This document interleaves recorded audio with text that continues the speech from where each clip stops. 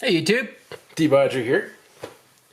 So I just wanted to talk about a company and some of the tools that I have from them. So I don't get sponsored by these people. I just like their stuff. It works, let's put it that way. That's the important detail to me. It doesn't break, it's nicely made, it's not overly expensive. So anyway, I'll talk about micrometers in a minute. This is a set of Machinist Squares. And they're pretty darn good. I can't complain about them. The edges are good. Let me take one out, loosen that bad boy up. They slide smoothly. They lock down nicely. All the edges are nicely machined. There's no shitty workmanship here. Even like the increments on the ruler, they're etched. They're not lasered. They're not printed on. So I don't know how this comes out in the camera.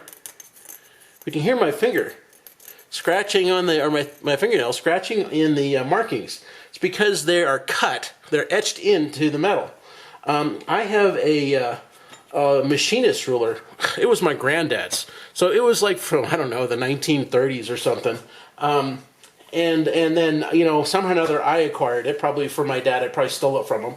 But anyway, it's the same way. It's got etched in increments on it down to 64. It's a little Machinist Ruler, 6 inches. And it's the same way. The increments on it are as fresh today as they were way back when. And I've had the thing since I was a kid, so 30 years. Anyway, nice little Machinist Square set. Pretty happy with those. I forget what I paid for them. It wasn't too much. Alright, this cost me a bit, but it still wasn't horrendously expensive. So this is their largest combination square.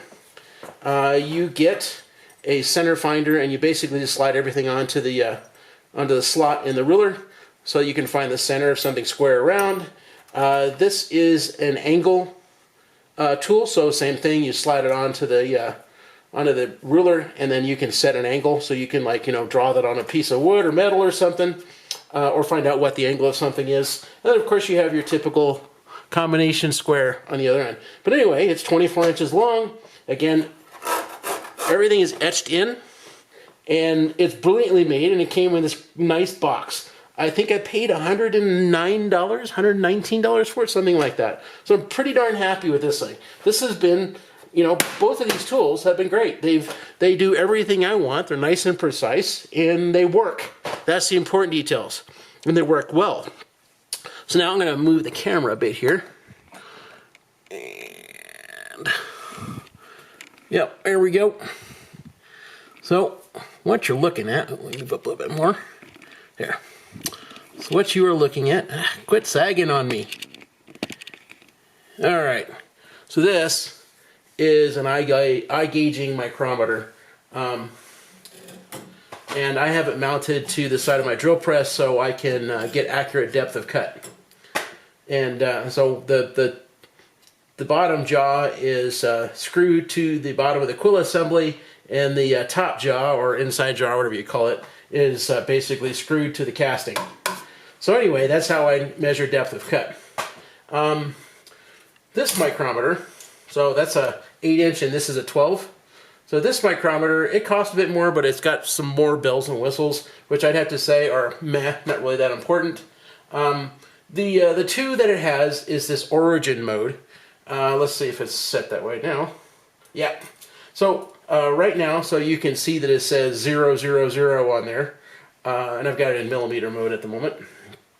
But when you turn it on, it always assumes that the jaws closed is 0, whereas this one does not. It just remembers wherever it was set last, and I'll talk about memory in a second. Anyway, so this has got this origin feature. Now they're both IP54, so they won't get dirt and metal bits and things like that on them, but they're not really waterproof. Anyway, this has also got Bluetooth or Wi-Fi or something like that in it too. So there's an app for your Windows PC or your Android phone, something like that. I don't know. I don't really care. I never used it. I installed the app once and went, oh yeah, big deal, so what? And didn't care and took it back off again. Because really what I needed was a micrometer. So in my opinion, what I really should have done is bought this model here, which were a little bit less money, and got the 12-inch version. Because I really didn't need this other stuff. Once I had it, I went like, yeah, that really doesn't give me anything. The origin stuff, meh. You know, when I close the jaws, I can hit 0. That's not that hard. Or like, because that's how this one works. When I close the jaws, if it's been set somewhere else, or it's just gotten out of wherever its last zero was, you hit the 0 button, bang, like that, you're back to 0 again. All right. So both of these have a memory in them, though, and let's see if I can show that on here. So anyway, I'm just going to set it arbitrarily right there, and I'm going to lock it. So right now it says 3844, and I'm going to hit the 0 button, and I'm going to turn it off. So it's off. Turn it back on again. Turn it back on. It says 3844. So this is a little bit different in here than it is in this one. So on this one, I turn that one on. And right now it's got some number on it. Here, let me lock the quill down someplace. Oh, get that out of the way. There we go. Now you hit 0. So now it says 0. I turn it off. Turn it back on again. And it still says 0. So a slightly different way to remember things. And I honestly like this better than I do the other one. Because this one, you turn it off and it kind of forgets where it left off because it has an absolute 0 function in it. Whereas this one remembers where its 0 position is.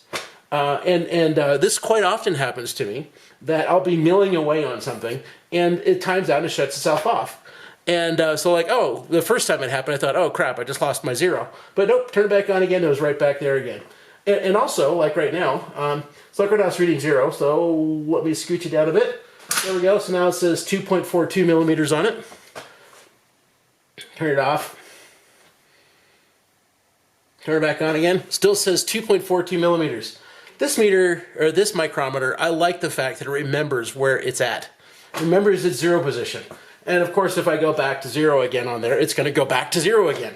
It remembers where I last set it. And it's going to keep that way forever until I do something else to 0 again, some other position. So this is super handy because that means that the thing can shut off while I'm sitting here milling, turn it back on again, and it still knows right where it was where it was at last. So super handy feature about it.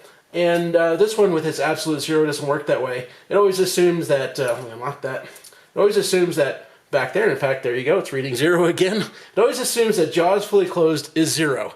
And the only time it remembers a new 0 is while it's on that one time, and then you hit the 0 button. And then after that, it goes right back to the jaws being closed, being 0 again. So in my opinion, that was less useful to me. This was a better choice for most of the measuring I ever would want to do.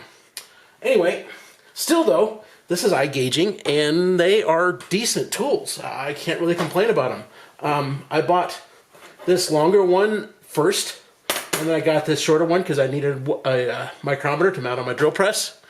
And both of them had worked fine. This is micrometer number 3, and that's micrometer number 4. So I've had 2 previous micrometers, and they were crappy Chinese ones, and they stopped working like after a year or maybe 2 years, and just one day they just wouldn't measure anymore, or they started having glitchy problems. And so anyway, I decided later, and I was still paying like 20 bucks for them, right?